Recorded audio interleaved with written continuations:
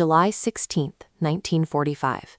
It's 5 a.m. in the Jornada del Muerto desert, and a severe thunderstorm is raging.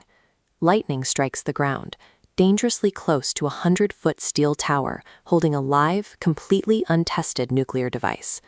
Miles away in concrete bunkers, the most brilliant scientific minds in the world are waiting in the dark. They are watching the storm, terrified of what they are about to unleash. To manage the crushing tension, they started a betting pool. The wagers focused on a single terrifying question: how massive would the explosion actually be? The Nobel Prize-winning physicist Enrico Fermi offered the most extreme odds. He took bets on whether the blast would ignite the Earth's atmosphere and vaporize the state of New Mexico, or simply incinerate the entire planet. The theoretical math could only predict so much. When they finally pushed the button, they knew the device would either sit there as a mechanical failure or trigger an apocalyptic firestorm. 3 years earlier, in 1942, that button didn't even exist. The United States had just entered a desperate race against Nazi Germany, who had already discovered nuclear fission. To beat them to a working weapon, the U.S. launched the Manhattan Project.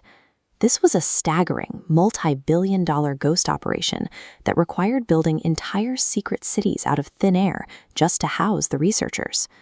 This massive effort was driven by a tense partnership between the brilliant physicist J. Robert Oppenheimer and his relentless military counterpart, General Leslie Groves. The absolute necessity of ending the global war meant the team couldn't afford a single point of failure. To guarantee success, they had to develop 2 entirely different types of atomic bombs at the exact same time. The first design, nicknamed Little Boy, used uranium in a straightforward gun-type mechanism. The physics were so well understood that the scientists felt completely confident dropping it without a single test run. But the second design presented a vastly more complicated problem. This weapon, later known as Fat Man, relied on a highly volatile radioactive metal called plutonium. To force that plutonium to detonate, they had to invent a trigger process called implosion. They surrounded a subcritical sphere of plutonium with conventional explosives, aiming to compress it inward until it reached a supercritical mass. Think of it like trying to crush a hollow soccer ball with your bare hands. You must apply perfectly even pressure from every angle so it shrinks to a marble. If the explosives fire even a microsecond out of sync, the pressure wave hits unevenly.